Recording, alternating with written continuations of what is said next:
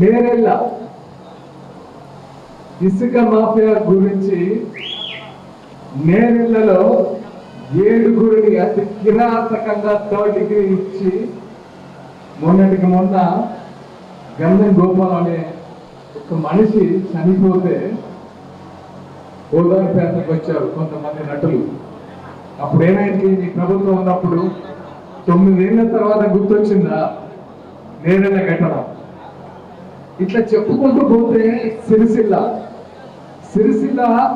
ఉరిసిల్ల అయింది. మళ్ళీ చేనేత కార్మికులు 1 వీక్ ఒకరు ఆత్మహత్య చేసుకుంటున్నారు మనకు పశువులు.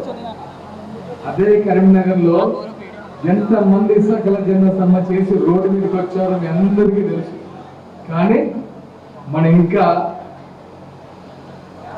సంక్షేమ పథకాలు అడుక్కునే సిచ్యువేషన్ లో ఉంది. కరీంనగర్ లో ఉన్న ప్రధానికి ఉమ్మడి కరీంనగర్ జిల్లా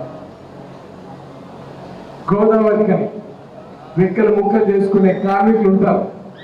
రిటైర్డ్ అయితే ఏదో పనికిరాని మనిషిగా మూట కట్టి బయట పడేస్తున్నారు. యాజమాన్యం పట్టించుకోదు. బూడిద మాఫియా. ఇంకెవరికి చెప్తాం? అదే మొన్న పొన్నం ప్రభాకర్ గారు మాట్లాడారు.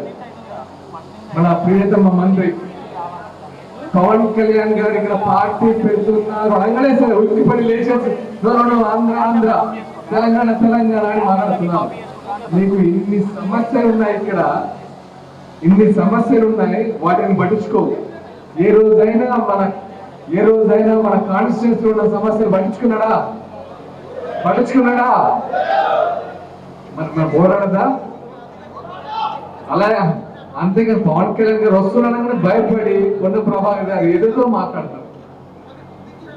ఇంకా ముందుంది, చాలా ఉంది మ్యాటర్. ఏదో జస్ట్ ట్రైలర్ మాత్రమే, పవన్ కళ్యాణ్ ట్రైలర్ మాత్రమే. జస్ట్ ఇది మనం ఏదో 4 గోడల మధ్య మనము ఆత్మీయ సమ్మేళనం జరుపుకున్నాం అంతే. రోడ్డు మీదకి వస్తే ఎలా ఉంటుందో మనకు తెలంగాణ ఉద్యమం స్టార్ట్ అవుతుంది, ఆ విషయం తెలుసు. సో ఇది జస్ట్ ట్రైలర్. వాళ్ళకి చాలా విషయాల మీద ప్రశ్న ఇస్తాం.